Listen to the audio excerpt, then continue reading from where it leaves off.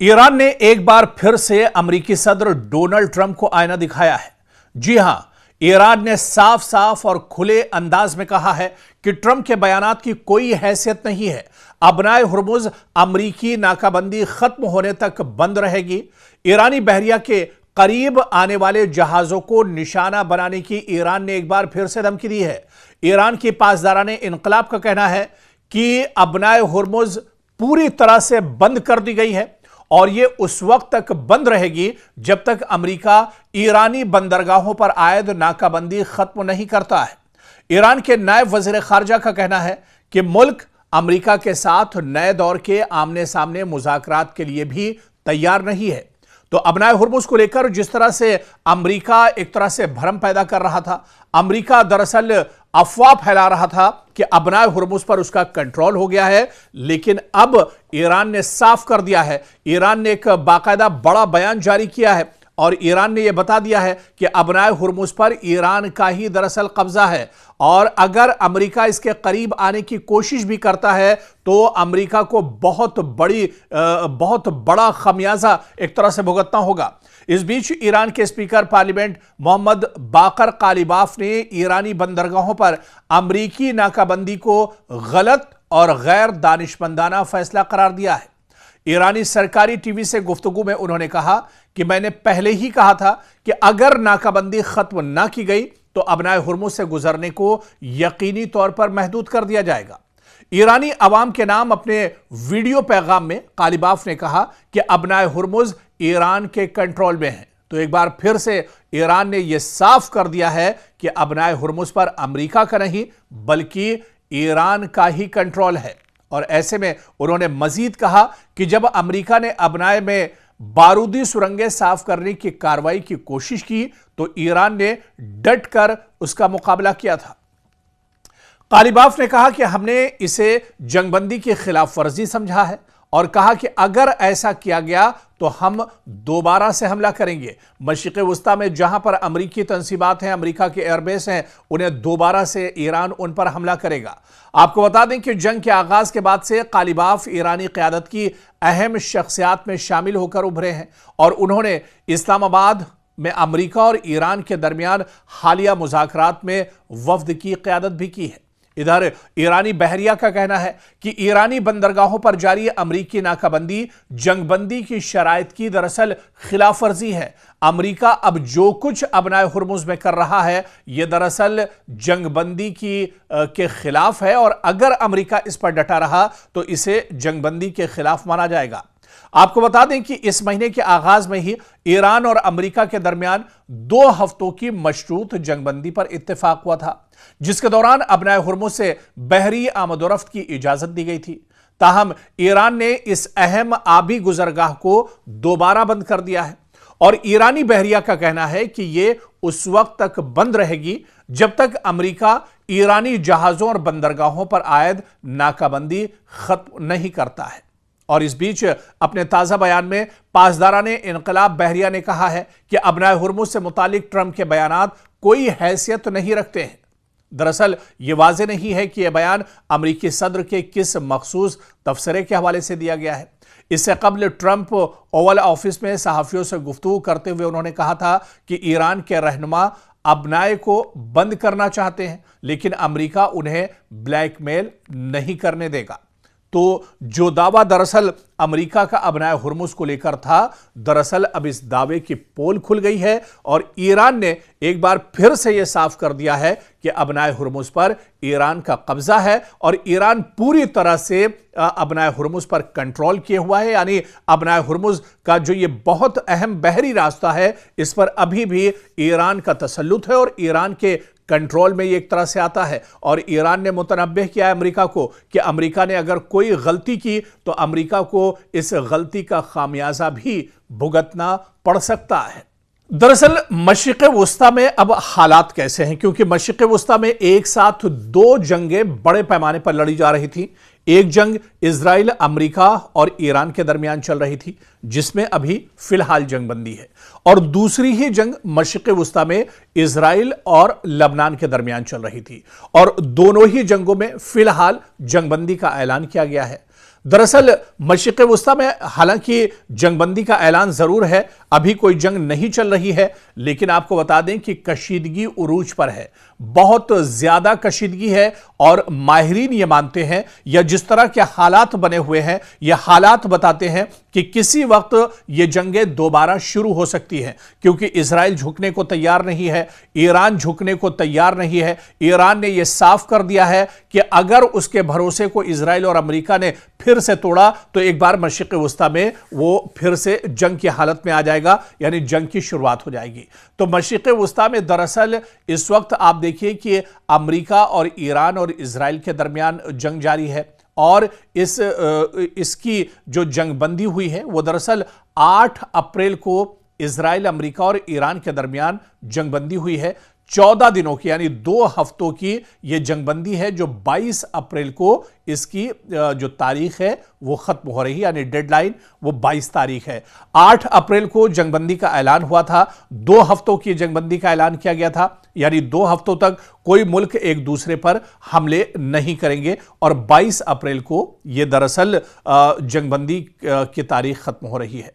इस बीच अमेरिकी सदर डोनाल्ड ट्रंप के मुताबिक यह मुआहदा इस शर्त पर हुआ है कि अबनाए हुर्मुज़ को दोबारा खोला जाएगा। पाकिस्तान, जिसने मुज़ाकरात में सालसी की है, उसका कहना है कि लबनान भी इसमें शामिल है। ताहम अमेरिका और इजराइल इससे इख्तिलाफ करते हैं, यानी इजराइल और लबनान दरअसल अभी भी जंग की हालत में है कहीं ना कहीं, और इसे जब डील हुई उसके बाद भी इजराइल ने लबनान पर हमला किया था, और इजराइल ने यह कहा था कि लबनान इस जंगबंदी में या इस डील में शामिल नहीं है। खैर, अब क्योंकि अबनाए हुर्मुज़ बहुत बड़ी शर्त थी इस जंगबंदी को लेकर, जिस पर ईरान ने एक बार फिर अबनाए हुर्मुज़ को बंद कर दिया है, अबनाए हुर्मुज़ को अपने कंट्रोल में ले लिया है। ऐसे में एक बार फिर से अमेरिका और ईरान के दरमियान ठन सकती है, और 22 अप्रैल को यह जंगबंदी की डील खत्म हो रही है, तारीख खत्म हो रही है। ऐसे में अब क्या एक बार फिर अमेरिका और ईरान के दरमियान यह जंग छिड़ जाएगी आने वाले दिनों में, यह देखना अहम होगा। उधर दूसरी जो जंग चल रही थी वो दरअसल इजराइल और लबनान के दरमियान चल रही थी, और इसकी जंगबंदी की शुरुआत दरअसल 16 अप्रैल को हुई थी। 10 दिनों की जंगबंदी का ऐलान किया गया था, और यह कहा गया था कि 16 से लेकर 26 अप्रैल तक जंगबंदी एक तरह से नाफिज रहेगी। दरअसल यह मुआहिदा दोनों ममालिक के दरमियान तय पाया, और अमेरिका ने इसका बाकायदा ऐलान किया था, यानी इजराइल और लबनान के बीच में जो सालिस था वो अमेरिका था। ट्रंप ने ईरान की हिमायत याफ्ता तंजीम हिजबुल्लाह से इस पर अमल करने का मुतालबा किया।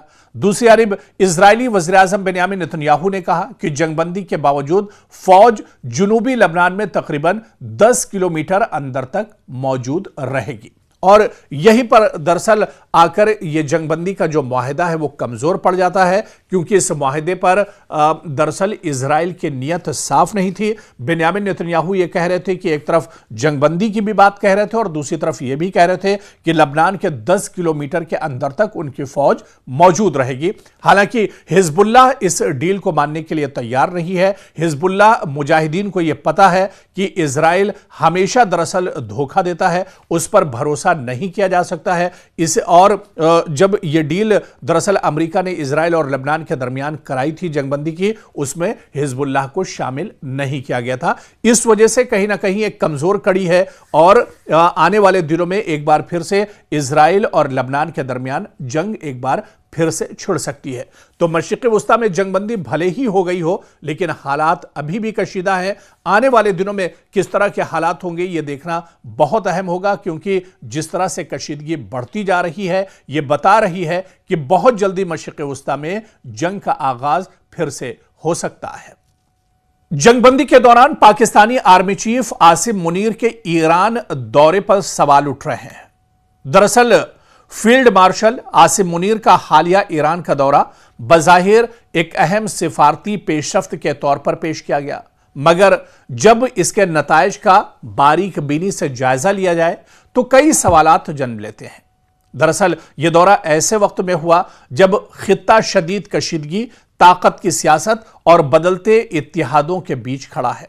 तवक्को की जा रही थी कि आसिम मुनीर के इस सफर से, इस दौरे से कोई बड़ी पेशरफ्त सामने आएगी, कोई वाज़ेह हिकमत अमली बनेगी या कम से कम खित्ते की सूरत हाल में कोई ठोस तब्दीली नजर आएगी।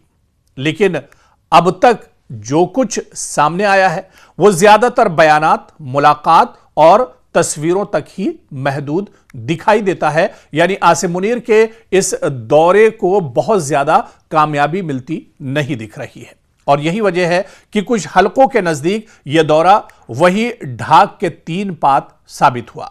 यानी बड़ी तवक्कुआत के बावजूद नताइज महदूद रहे। सवाल यह उठता है कि क्या वाकई पाकिस्तान को इस दौरे से कोई सिफारती या स्ट्रेटेजिक फायदा हासिल हुआ या यह महज एक रस्मी कदम था जो हर कुछ अरसे बाद एक तरह से दोहराया जाता है। और आसिम मुनीर का यह दौरा भी एक तरह से रस्मी साबित हुआ। तेहरान में आला सतही मुलाकातें जरूर हुई मगर जमीनी सतह पर कोई बड़ी पॉलिसी या तब्दीली या नया मुआहदा सामने नहीं आया। ना ही ऐसे आसार नजर आए कि खित्ते में जारी बहरान पर कोई फैसलाकुन असर पड़ा हो। इससे यह तासुर भी पैदा होता है कि शायद यह दौरा ज्यादातर डिप्लोमेटिक सिग्नल देने के लिए था, न कि फौरी नताइज हासिल करने के लिए। दरअसल यह भी मुमकिन है कि इस तरह के दौरों के असरात फौरी तौर पर सामने ना आए और वक्त के साथ इनके नताइज जाहिर हों। मगर मौजूदा सूरत हाल पर आप नजर डालें, मौजूदा सूरत हाल को आप समझें तो मौजूदा सूरत हाल में अवाम और तजियाकार यही सवाल कर रहे हैं कि आखिर आसिम मुनीर के इस दौरे से हासिल क्या हुआ। दरअसल सिफारतकारी सिर्फ मुलाकातों और बयानात का नाम नहीं है, बल्कि इसका असल इम्तिहान इसके नताइज में होता है। और फिलहाल आसिम मुनीर के इस दौरे से कोई नतीजे निकलते नहीं दिख रहे हैं क्योंकि मशरिक़ वस्ता में कशीदगी एक तरह से बरकरार है। जिस तरह से हमने आपको बताया कि अभी भी जंगबंदी भले ही हो, इजराइल, अमेरिका, ईरान के दरमियान 2 हफ्तों की जंगबंदी चल रही है और इसी तरह से लबनान और इजराइल के दरमियान 10 दिनों की जंगबंदी चल रही है। तो जंगबंदी मशरिक़ वस्ता में जरूर है, लेकिन जंगबंदी के बीच कशीदगी भी उरूज पर है। और अब जबकि ईरान ने अबनाए हुर्मुज़ को दोबारा से अपने कंट्रोल में ले लिया है, अबनाए हुर्मुज़ पर अब ईरान का एक बार फिर से तसल्लुत है, तो ऐसे में अब कशीदगी एक तरह से बढ़ती जा रही है। और माहिरीन ये मानते हैं कि यह कशीदगी का बढ़ना यह बताता है कि आसिम मुनीर के तेहरान दौरे का दरअसल कोई असर नजर नहीं आ रहा है। इस बीच ईरान के पासदाराने इनकलाब से मुंसलिक खबर रसा एजेंसी तस्नीम के मुताबिक सुप्रीम नेशनल सिक्योरिटी काउंसिल का कहना है कि हालिया दिनों में पाकिस्तान के आर्मी चीफ की तेहरान आमद के बाद अमेरिका की जानिब से नई तजावीज पेश की गई हैं, जिन्हें ईरान अभी तक दरअसल जांच पड़ताल कर रहा है, गौर व फिक्र कर रहा है और इन पर कोई हतमी जवाब अभी ईरान ने नहीं दिया है। यानी आसिम मुनीर का दौरा एक तरह से बेनतीजा रहा है और आसिम मुनीर तेहरान से बेरंग लौटे हैं, खाली हाथ लौटे हैं, क्योंकि ईरान से मिलकर तेहरान में ईरान की लीडरशिप के साथ आसिम मुनीर की जो बातचीत हुई है उस पर ईरान ने साफ साफ जवाब दिया है। ईरान जो बात पहले कह रहा था कि अगर उस पर कोई चीज थोपी जाती है तो फिर वो इस पर राजी नहीं होगा, क्योंकि अमेरिका को भी ईरान की शर्तें एक तरह से माननी होंगी। तो ऐसे में आसिम मुनीर का 2-3 रोजा दौरा जो ईरान का था वो दरअसल नाकाम समझा जा रहा है, बेनतीजा समझा जा रहा है और इस दौरे का कोई हल होता नजर नहीं आ रहा है। जख्मी होने और मौत की खबरों के बीच ईरान के सुप्रीम लीडर मुस्तबा खामनई का तहरीरी पैगाम सामने आया है। जी हां, ईरान के सुप्रीम लीडर मुस्तबा खामनई, जिनको लेकर दरअसल सोशल मीडिया पर अलग अलग तरीके की अफवाहें उड़ रही हैं। हालिया दिनों अमेरिका के डिफेंस सेक्रेटरी की तरफ से भी यह दावा किया गया था कि ईरान के मौजूदा सुप्रीम लीडर मुस्तबा खामनई दरअसल जिंदा हैं, हालांकि वो जख्मी हैं, उनकी मौत नहीं हुई है। इस तरह का दावा अमेरिका की तरफ से भी किया गया था। तो ऐसे में जब जख्मी होने और मौत की खबरें गश्त कर रही हैं, इस बीच एक बार फिर ईरान के सुप्रीम लीडर मुस्तबा खामनई का तहरीरी पैगाम सामने आया है। उनके इस पैगाम में लिखा है कि ईरानी बहरिया दुश्मनों को नई शिकस्तों का मजा चखाने के लिए तैयार है। जी हां, ईरानी बहरिया, यहां पर इशारा आप भी समझ रहे होंगे कि अबनाए हुर्मुज में ईरानी बहरिया जितनी मजबूती के साथ डटा हुआ है, क्योंकि अमेरिका ने और डोनाल्ड ट्रंप ने यह दावा किया था कि अबनाए हुर्मुज पर, स्ट्रेट ऑफ हुर्मुज जो है, यहां पर अमेरिका ने दरअसल कब्जा कर लिया है, अमेरिका के कंट्रोल में है अबनाए हुर्मुज। लेकिन एक बार फिर से ईरान ने यह कहा है कि अबनाए हुर्मुज पर ईरान का कंट्रोल है। और इस बीच जो ईरान के सुप्रीम लीडर मुस्तफा खामनेई का पैगाम आया है, इस पैगाम में साफ साफ लिखा है कि ईरानी बहरिया दुश्मनों को नई शिकस्तों का मजा चखाने के लिए तैयार है। ईरान के सुप्रीम लीडर मुस्तफा खामनेई का यह ताजा तरीन तहरीरी पैगाम ईरानी मीडिया ने बाकायदा शाये किया है। ईरान में आर्मी डे के मौके पर जारी इस पैगाम में इन दो मौजुआत का वाज़े जिक्र किया गया है जिन पर हालिया दिनों में ईरानी हुक्काम बात करते रहे, यानी अबनाए हुर्मुज और ईरान और अमेरिका मुज़ाकरात। पैगाम के एक हिस्से में दुश्मनों को खबरदार किया गया है कि ईरानी बहरिया इन्हें नई शिकस्तों का मजा चखाने के लिए तैयार है। ताहम इस बारे में मजीद वजाहत नहीं की गई है। आपको बता दें कि ईरान में 1979 के इनकलाब के बाद से इस दिन को आर्मी डे का नाम दिया गया है। और याद रहे कि पहले पैगाम की मानिंद यह भी मुस्तफा खामनेई का एक तहरीरी पैगाम था। वो मार्च के पहले से ही सुप्रीम लीडर बनने के बाद से अवाम में नजर नहीं आए हैं। और इस बीच बीबीसी फारसी के मुताबिक मुस्तफा खामनेई ने अपने पैगाम में ईरानी फौज को इस्लाम की फौज कहा और यह भी कहा कि यह फौज पिछली दो मुसल्लत करदा जंगों की तरह अब भी अपनी जमीन, पानी और झंडे का बहादुरी से दिफा कर रही है। तो ईरान के सुप्रीम लीडर मुस्तफा खामनेई ने आर्मी डे के मौके पर ईरान में मौजूद अमेरिका और इजराइल जो अमेरिका का इत्तेहादी है उसको एक बार सख्त वार्निंग दी है। खामनेई ने कहा है कि ईरानी फौज दुश्मनों को एक नई और कड़ी शिकस्त देने के लिए मुकम्मल तैयार है।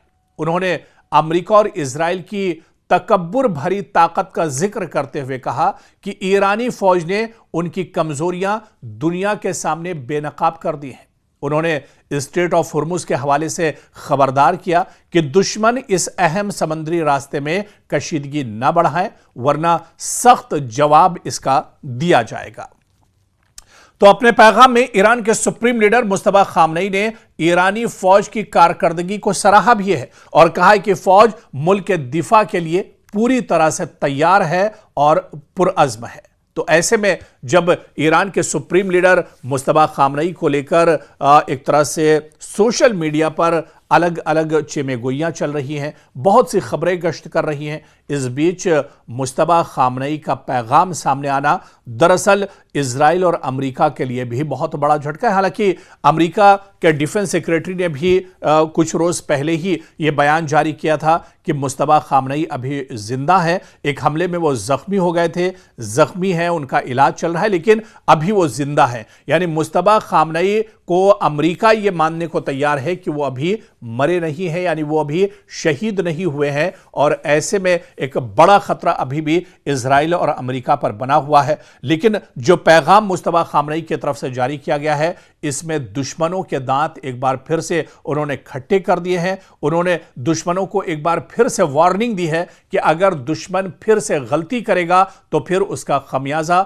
दुश्मन को भुगतना पड़ेगा।